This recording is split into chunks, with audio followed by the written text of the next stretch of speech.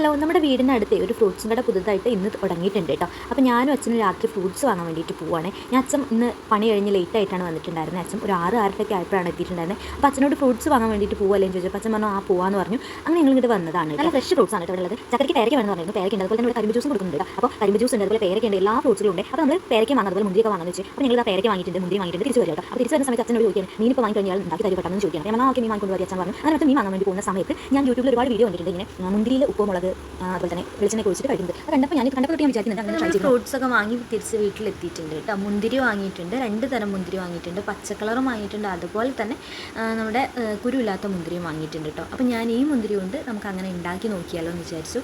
അങ്ങനെ ഞാൻ കുറച്ച് മുളകും പൊടിയും അതുപോലെ തന്നെ ഉപ്പും കുറച്ച് വെളിച്ചെണ്ണയും കൂടെ ഞാൻ ഒഴിച്ചു കൊടുത്തു കേട്ടോ. അങ്ങനെ അധികം വെളിച്ചെണ്ണ ആയിപ്പോയി, എന്നാലും കുഴപ്പമില്ല. വെളിച്ചെണ്ണ ഒഴിച്ചു കൊടുത്ത് നന്നായിട്ട് മിക്സ് ചെയ്തു. ആദ്യം നമുക്കിത് ടേസ്റ്റ് ചെയ്യാൻ ചക്കരയ്ക്ക് കൊടുത്തു നോക്കാം കേട്ടോ. എൻ്റെ ചക്കര പ്രഗ്നൻ്റ് ആണ്. അപ്പോൾ കഴിച്ചപ്പോൾ അവൾക്ക് ഇഷ്ടപ്പെട്ടു, പിന്നെ ഞാൻ കഴിച്ചു. അടിപൊളിയായിരുന്നു കേട്ടോ, എനിക്ക് നല്ല ഇഷ്ടപ്പെട്ടു.